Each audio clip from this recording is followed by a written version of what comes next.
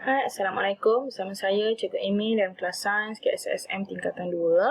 Hari ini kita akan masuk bab baru iaitu bab 8, daya dan gerakan. Semua aktiviti dalam kehidupan harian melibatkan daya. Kita memerlukan daya untuk menghasilkan gerakan. Apakah maksud daya dan apakah maksud daya dan apakah kesan daya? Dua perkara ini kita akan belajar dalam bab yang ke-8 iaitu standard kandungan 8.1 daya dan standard kandungan 8.2 kesan daya. Untuk hari ini kita akan belajar standard kandungan 8.1 iaitu daya. Apakah daya?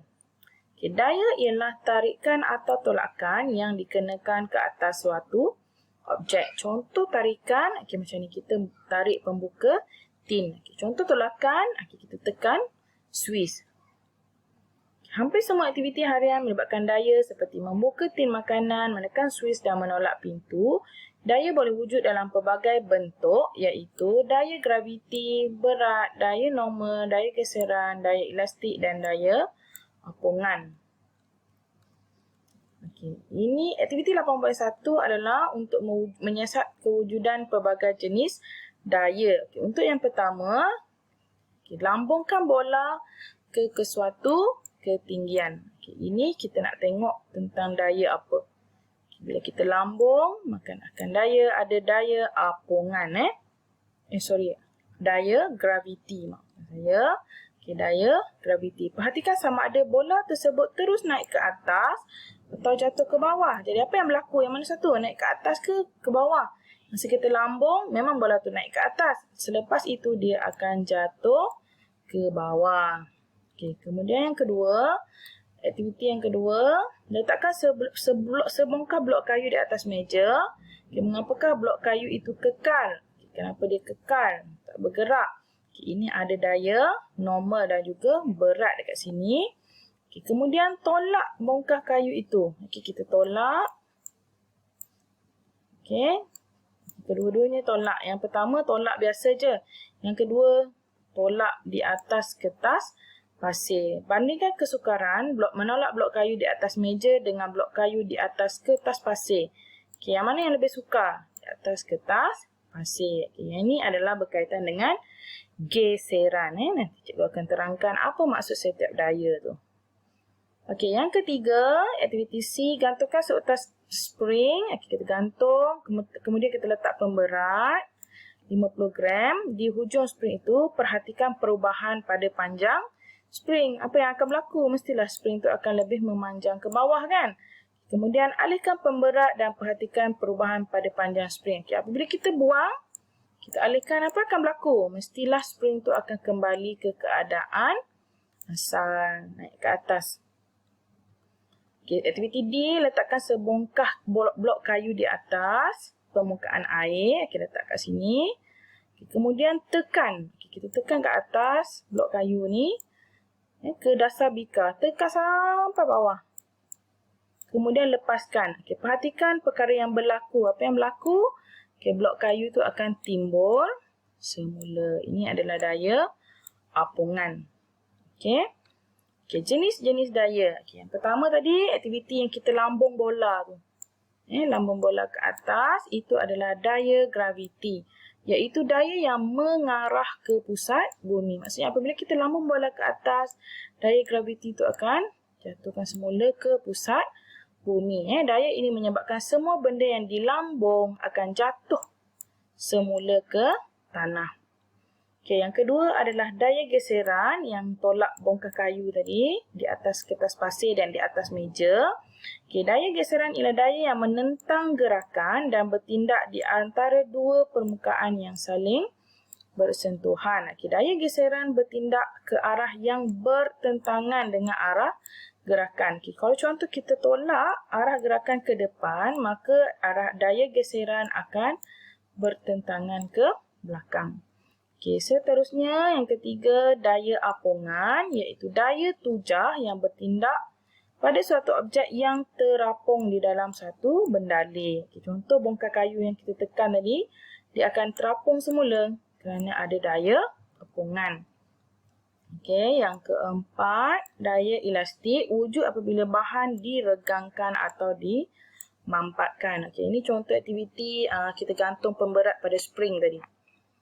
Okey, yang kelima, berat. Okey, ini ada kaitan dengan daya normal. Okay, apabila satu objek berada dalam keadaan pegun, ada dua daya yang bertindak. Yang pertama adalah berat ke bawah, kerana berat satu objek ditakrifkan sebagai daya graviti yang bertindak ke atasnya. Sebab tu dia mengarah ke bawah. Manakala daya normal ialah daya yang dihasilkan apabila suatu objek bersentuhan dengan satu permukaan. Dia duduk di atas meja, maka akan ada daya normal apabila dia bersentuhan dengan permukaan. Itu adalah 6 jenis daya. Ada 6. Okay, ciri-ciri daya. Daya mempunyai kuantiti vektor yang mempunyai magnitud. Magnitud ni adalah nilai.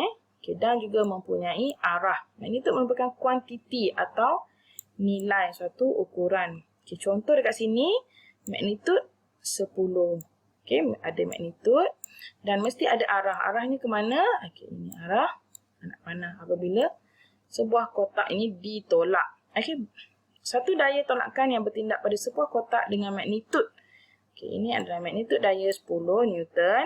Arah daya adalah seperti yang ditunjukkan oleh anak panah. Dan di sini adalah titik aplikasi daya. Titik aplikasi daya adalah pada bahagian tangan yang mengenakan daya tolakan pada kotak. Okay, titik aplikasi ini berbeza-beza. Kita tengok contoh yang kedua. Tukul digunakan untuk menanggalkan paku daripada meja. Daya yang bertindak mempunyai magnitud 15. Okay, ada magnitud dia 15 Newton. Dan arah seperti yang ditunjukkan oleh anak panah. Okay, arah dia ke mana? Okay, ke arah tukul yang ditarik oleh tangan kita. Okay, titik aplikasi ada tak dekat sini? Tak ada. Okay, titik aplikasinya adalah di sini. Okay, titik aplikasi daya adalah pada bahagian tukul, hujung tukul, iaitu bahagian daya yang dikenakan tertumpu. Okey. Sini adalah titik aplikasi daya. Okey, seterusnya kita nak tengok pengukuran daya. Bagaimana cara kita nak mengukur daya? Adakah kita guna pembaris? Okey, tidak, cikgu dia kata. So, tak boleh guna pembaris. Kita mengukur daya dengan neraca spring. Okey, ini contoh gambar neraca spring. Okey, neraca spring beroperasi dengan prinsip pemanjangan spring. Okey, apabila kita gantung pemberat, spring itu akan memanjang. Jadi kekuatan daya diukur daripada bacaan skala yang terdapat pada neraca. Okay, unit untuk daya, unit SI bagi daya adalah Newton, iaitu simbol besar, simbolnya adalah huruf N besar. Okay, berat suatu objek ialah daya tarikan graviti terhadap objek itu.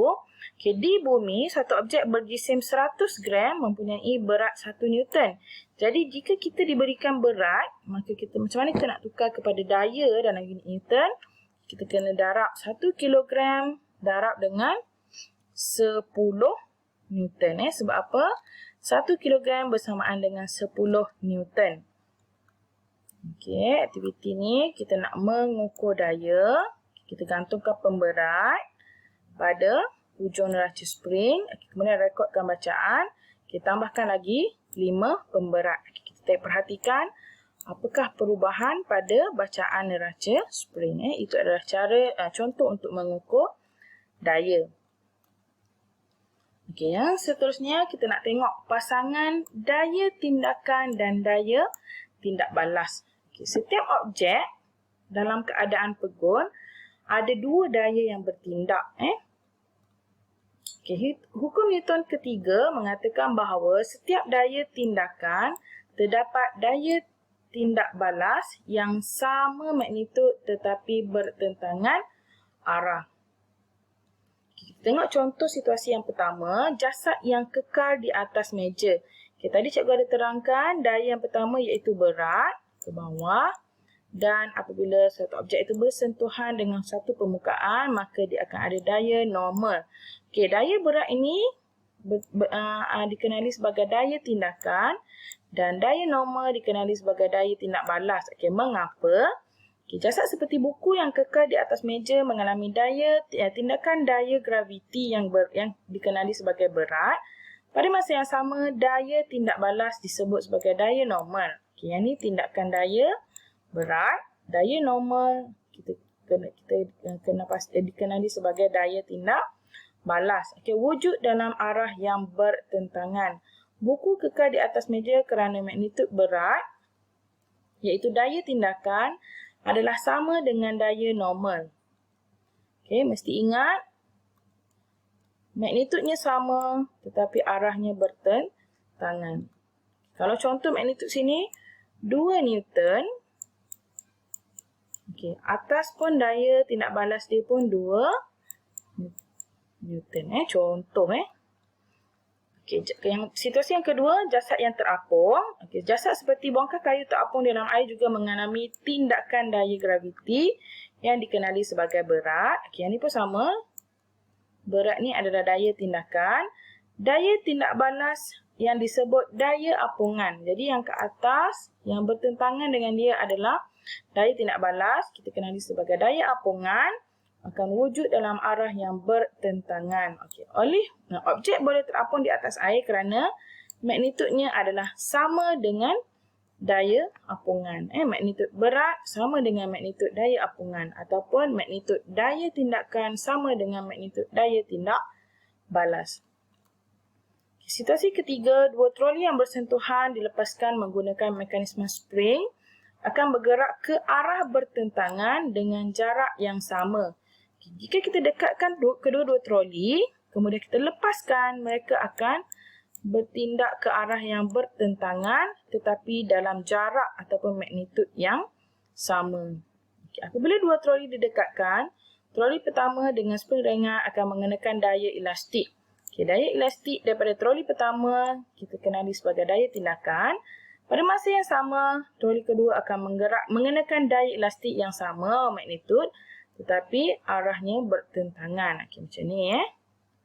Yang pertama, semasa kita dekatkan, daya tindakan daripada troli pertama, daya tindak balas daripada troli yang kedua. Selepas dua troli yang bersentuhan itu dilepaskan, kedua-dua troli akan bergerak ke arah bertentangan dengan jarak yang sama. So, pada asalnya dia adalah daya tindakan, kemudian dilepaskan dia akan jadi daya tindak balas, dan yang ni akan jadi daya tindakan, jaraknya sama. Okey, itu sahaja untuk subtopik 8.1 daya.